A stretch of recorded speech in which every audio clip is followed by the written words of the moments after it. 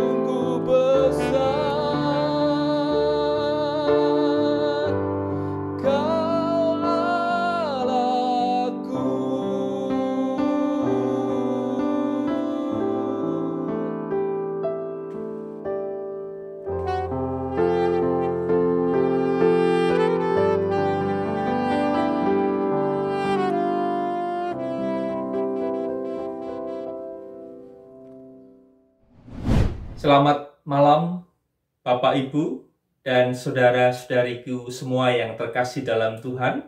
Shalom Alaikum. Bagaimana kabar malam hari ini?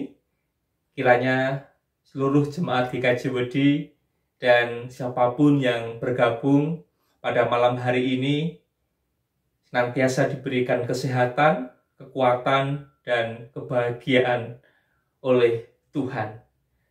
Bapak, Ibu, dan juga saudara-saudari yang terkasih dalam Tuhan, firman Tuhan akan kita baca dari kitab 2 Raja-Raja pasal 20, ayat 12 hingga 21. 2 Raja-Raja pasal 20, ayat 12 hingga 21, demikianlah sabda Tuhan. Pada waktu Merodak Baladan bin Baladan Raja Babel menyuruh orang membawa surat dan pemberian kepada Hizkia, sebab telah didengarnya bahwa Hizkia sakit tadinya. Hizkia bersukacita atas kedatangan mereka. Lalu diperlihatkannyalah kepada mereka segenap gedung harta bendanya, emas dan perak, rempah-rempah dan minyak yang berharga, gedung persenjataannya, dan segala yang terdapat dalam perbendaharaannya. Tidak ada barang yang tidak diperlihatkan Hizkia kepada mereka di istananya dan di seluruh daerah kekuasaannya. Kemudian datanglah Nabi Yesaya kepada Raja Hizkia dan bertanya kepadanya, apakah yang telah dikatakan orang-orang ini? Dan dari manakah mereka datang? Jawab Hizkia, mereka datang dari negeri yang jauh dari Babel. Lalu tanyalah lagi, apakah yang telah dilihat mereka di istanamu?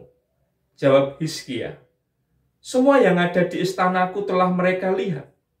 Tidak ada barang yang tidak kuperlihatkan kepada mereka di perbendaharaanku. Lalu kata Yesaya berkata kepada Hizkia, dengarkanlah firman Tuhan. Sesungguhnya suatu masa akan datang, bahwa segala yang ada dalam istanamu dan yang disimpan oleh nenek moyangmu sampai hari ini akan diangkut ke Babel. Tidak ada barang yang akan ditinggalkannya. Demikianlah firman Tuhan. Dan dari keturunanmu yang akan kau peroleh, akan diambil orang untuk menjadi sida-sida di istana Raja Babel. Hizkia menjawab kepada Yesaya, sungguh baik firman Tuhan yang kau ucapkan itu. Tetapi pikirnya, asal ada damai dan keamanan seumur hidupku. Selebihnya dari riwayat Hizkia, segala kepahlawanannya dan bagaimana ia membuat kolam dan saluran air dan mengalirkan air ke dalam kota, bukankah semuanya itu tertulis dalam kitab sejarah raja-raja Yehuda? Kemudian Hizkia mendapat perhentian bersama-sama dengan nenek moyangnya, maka Manasye anaknya menjadi raja menggantikan dia. Demikianlah sabda Tuhan. Tentu yang berbahagia adalah kita yang mendengarkan sabda dan mampu merenungkan dalam kehidupan sehari-hari. Amin. Bapak, Ibu, dan juga saudara-saudari yang terkasih dalam Tuhan, tentu kita sepakat dengan pemahaman bahwa orang sombong itu tidak baik. Bukankah begitu, Bapak, Ibu? Orang sombong itu tidak baik. Kira-kira apa yang bisa disombongkan oleh manusia? Mungkin kecantikannya, ketampanannya, kepintarannya, kekayaannya, pangkat dan jabatan. Itu semua bisa disombongkan oleh manusia. Tapi mungkin ada pertanyaan lagi yang muncul. Salahkah orang memiliki semuanya itu? Oh, tidak salah. Tidak salah orang menjadi cantik, menjadi tampan, pintar, punya kekayaan, bahkan punya pangkat, punya jabatan, tidak salah. Dan itu bahkan bisa dilihat sebagai anugerah Tuhan, berkat Tuhan bagi orang yang mendapatkannya. Lalu salahnya ada di mana? Salahnya ketika orang yang mendapatkan berkat dari Tuhan itu, kemudian dia memamerkannya, dan dia merasa bahwa dirinya yang paling cantik, paling tampan, paling pintar, paling kaya, dan kemudian dia merendahkan orang lain yang ia jumpai, merendahkan sesamanya.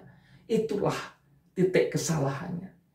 Jadi bukan terletak pada apa yang ia miliki, tetapi bagaimana ia memperlakukan apa yang Tuhan berikan dalam hidupnya. Dan yang namanya kesombongan itu bisa menghancurkan hidupnya. Tidak hanya hidupnya sendiri, bahkan keluarganya, bahkan keturunannya. Seperti yang kita pelajari bersama dari kisah Hizkia.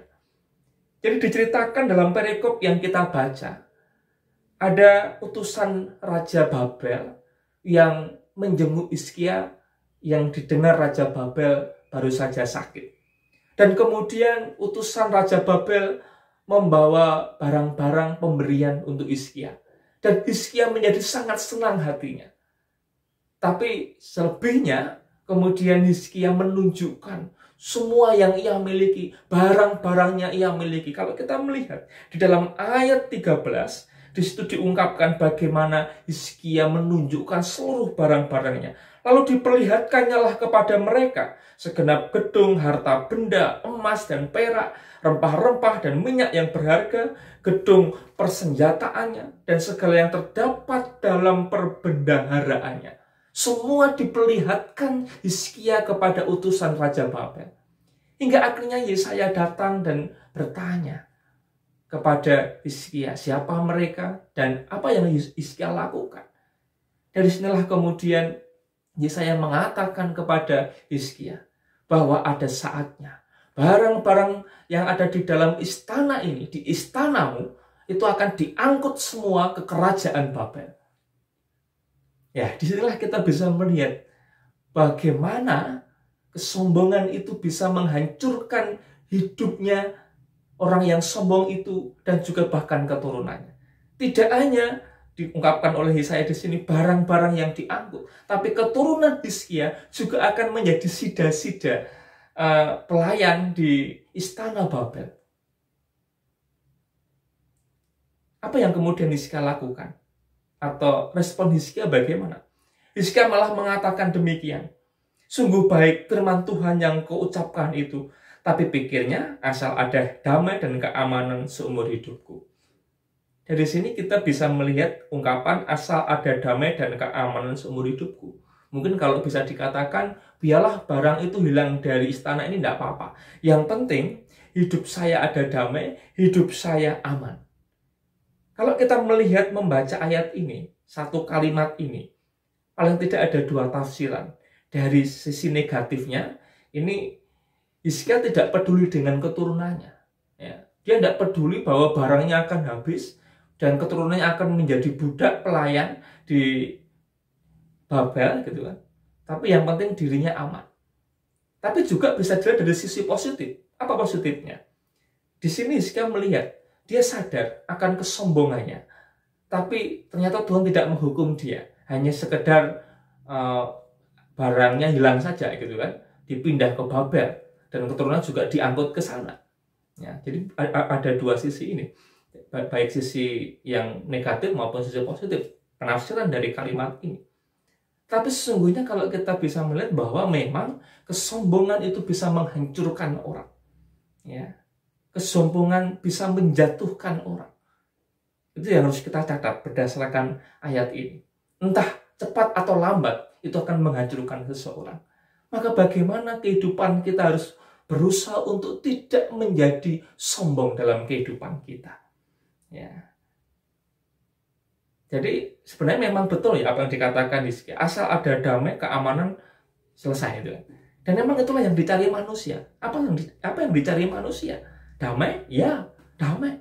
Percuma manusia punya barang banyak, percuma manusia menjadi cantik, tampan, pintar, tapi hatinya tidak pernah damai, tidak pernah merasa aman. Percuma.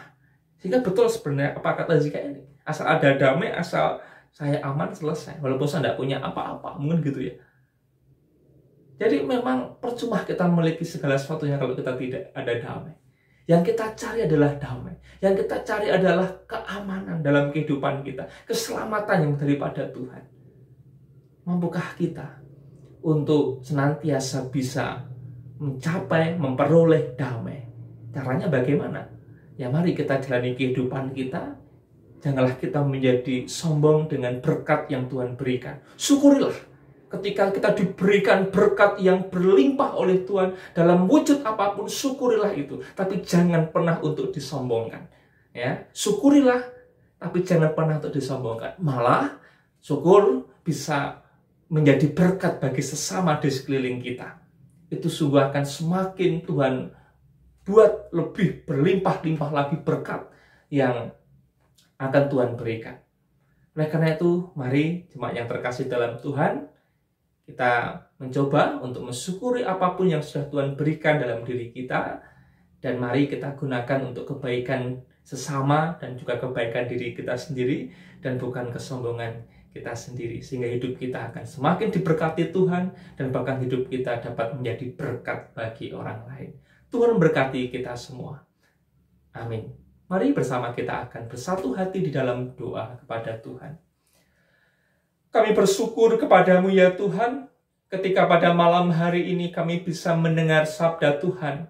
Sabda yang memampukan kami untuk bisa hidup tidak menjadi sombong, tidak pamer dengan apa yang kami miliki, tapi malah sebaliknya kami mensyukuri untuk apa yang telah Tuhan berikan dalam kehidupan kami. Kami syukuri semuanya itu Tuhan. Dan kiranya kami menjadi hamba-hamba Tuhan, kami menjadi anak-anak Tuhan yang rendah hati. Kami tidak menjadi sombong, tapi malah kami bisa menggunakan apa yang sudah Tuhan berikan kepada kami sebagai berkat, juga bisa memberkati sesama kami yang ada di sekeliling kami. Mampukanlah kami Tuhan, mampukanlah kami. Sehingga dengan demikian, hidup kami senantiasa merasakan damai. Hidup kami senantiasa merasakan aman dalam penyertaan dan dalam lindungan Tuhan. Kami serahkan hidup kami seluruhnya sepanjang masa hanya dalam tangan kuasa Tuhan. Dalam nama Tuhan kami Yesus Kristus, kami berdoa. Amin.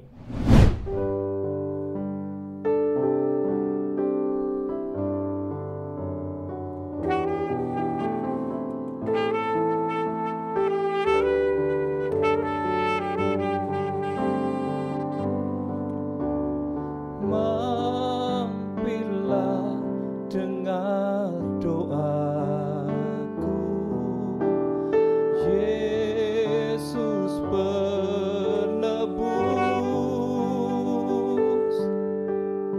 Orang lain kau hampiri, jangan jalan terus. Yesus Tuhan, dengar doaku. Orang lain kau hampiri, jangan jalan terus.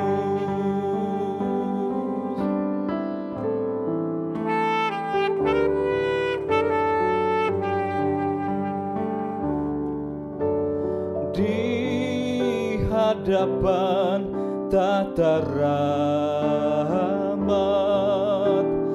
aku menyembah, tunduk dalam penyesalan.